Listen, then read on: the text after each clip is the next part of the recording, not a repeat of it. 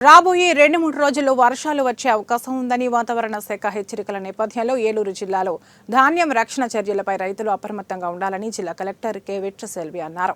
ఏలూరు కలెక్టరేట్లో జరిగిన సమావేశంలో కలెక్టర్ వెట్రిసెల్వి మాట్లాడుతూ వాతావరణ శాఖ హెచ్చరికలతో జిల్లాలోని వ్యవసాయ శాఖ అధికారులను, రెవెన్యూ శాఖ అధికారులను అప్రమత్తం చేశారని, రైతులు వ్యవసాయ శాఖ అధికారులు, రెవెన్యూ అధికారులతో మాట్లాడి కావలసిన టార్పాలిన్లు తీసుకుని పండించిన ధాన్యాన్ని తడవకుండా భద్రపరచుకోవాలని కోరారు.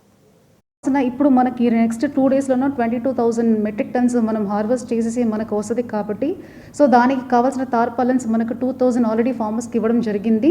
సో ఇంకా ఒక 500 కూడా మనకు రిజర్వ్లో ఉన్నాయి. ఇంకా ఎంత కావాలో అంత ప్రొక్యూర్ చేయడానికి కూడా గవర్నమెంట్ నుంచి పర్మిషన్ వచ్చినాయి.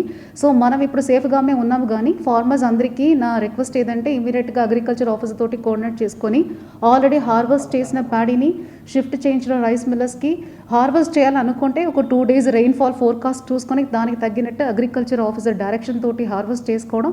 మూడోది ఆల్రెడీ ఎక్కడెక్కడ రోడ్లో మనం ఆరపెట్టి మనం డ్రై చేసి ఉన్న షీవ్స్లో ఉన్నాయో అవన్నీ ఇమీడియట్గా టార్పాలిన్స్ తోటి క్లోజ్ చేసేసి మన రైస్ని